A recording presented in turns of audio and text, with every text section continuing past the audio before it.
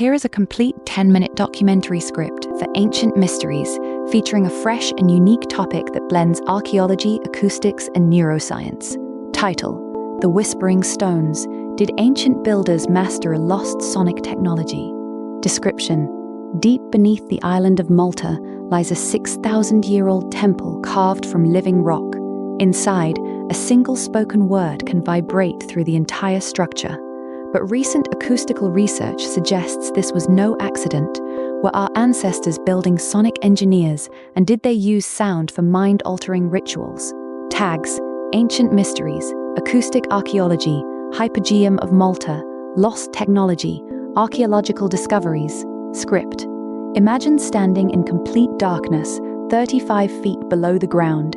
The air is thick and heavy, tasting of salt and limestone dust.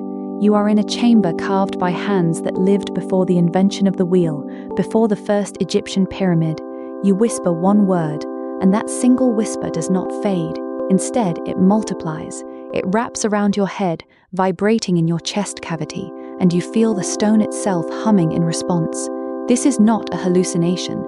This is the hypogeum of Hull Salayeni, and for the last 20 years, a team of physicists, archaeologists, and neuroscientists have been trying to answer a single terrifying question. Was this incredible acoustic effect an accident of history, or did these Stone Age people build a machine for the human mind? Welcome to Ancient Mysteries. Today, we are leaving behind the Grand Pyramids and the lost cities of gold. We are going underground, into the silent world of the prehistoric engineers who learned to shape sound before they learned to shape metal. Our story begins in 1902 on the island of Malta.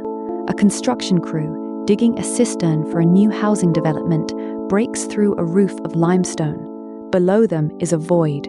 When archaeologists finally descend, they find a sprawling, multi-level underground complex.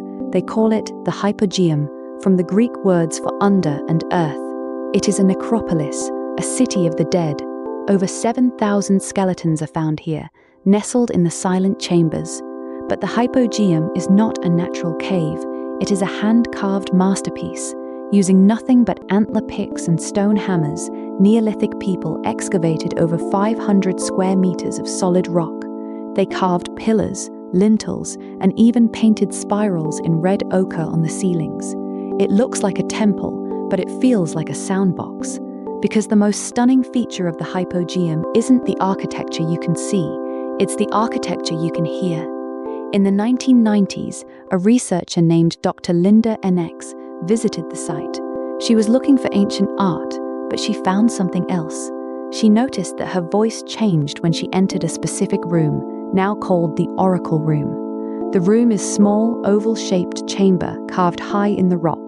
When she spoke, her voice boomed, echoing off the walls with a deep resonance. Intrigued, she brought in an acoustic engineer. What they discovered changed the way we look at ancient monuments. The Oracle Room is tuned to a specific frequency, 110 Hz. That is the frequency of a deep baritone voice. But here is the kicker. When you produce that sound inside the Oracle Room, the entire chamber amplifies it.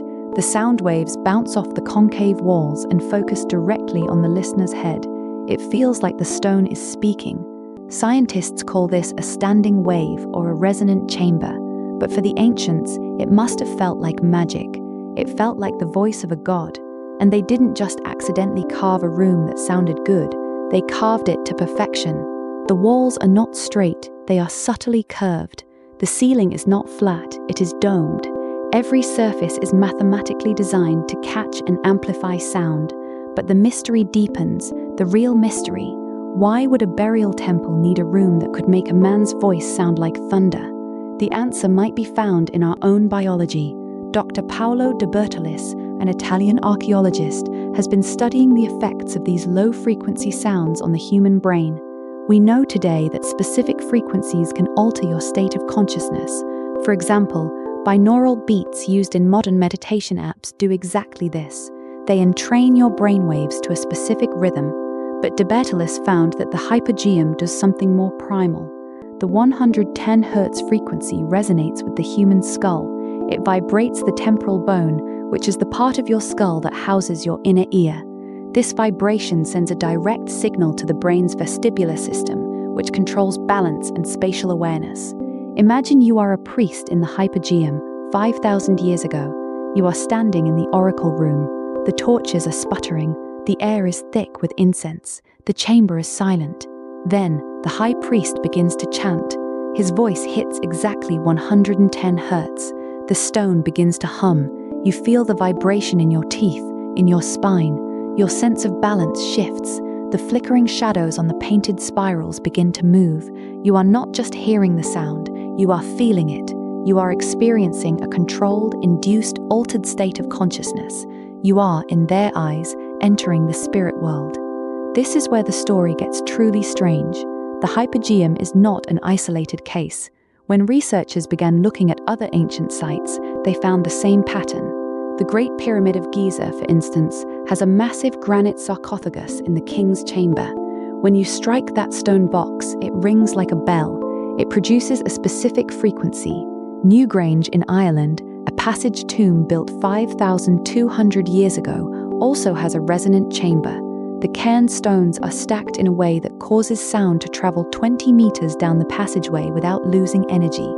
Then there is the lion's roar of the ancient city of Petra in Jordan. The treasury building, carved into a cliff face, has a massive amphitheater in front of it. When a single voice is projected from the doorway, the entire canyon walls